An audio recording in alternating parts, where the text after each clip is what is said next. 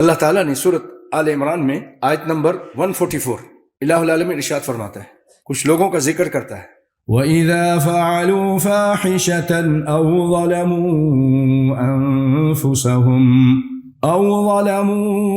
أَنفُسَهُمْ ذَكَرُوا اللَّهَ فَاسْتَغْفَرُوا لِذُنُوبِهِمْ وَمَن يَغْفِرُ الذُّنُوبَ إِلَّا اللَّهُ وَلَمْ يُصِرُّوا عَلَى مَا فَعَلُوا وَهُمْ يَعْلَمُونَ۔ اللہ کچھ لوگوں کا ذکر کر رہا ہے جو نیک لوگ ہیں، کوئی گناہ کر بیٹھیں تو وہ فوراً اللہ کا ذکر کرتے ہیں اور اپنے گناہوں کے لیے استغفار کرتے ہیں، کیونکہ یہ بتقاضۂ بشریت انسان ہے، خطا کا پتلا ہے، غلطی ہو گئی ہے، تو فوراً اللہ کو یاد کرنا چاہیے، استغفار کرنا چاہیے۔ میں ہوں یا آپ، کوئی بھی ہو، بھول چوک ہو، فوراً اللہ کی طرف رجوع کریں۔ پھر اللہ فرماتا ہے وَمَن يَغْفِرُ الذُّنُوبَ إِلَّا اللَّهُ، اور کون ہے کہ جو معاف کرے گناہوں کو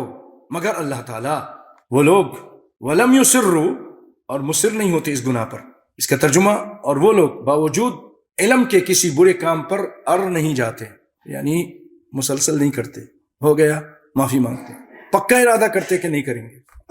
پیارے بھائیو، یہ ہمیں بتا رہا ہے کہ وَمَن يَغْفِرُ الذُّنُوبَ إِلَّا اللَّهُ، بندوں کے گناہ اللہ ہی معاف کرتا ہے، اس کے علاوہ کوئی نہیں معاف کر سکتا۔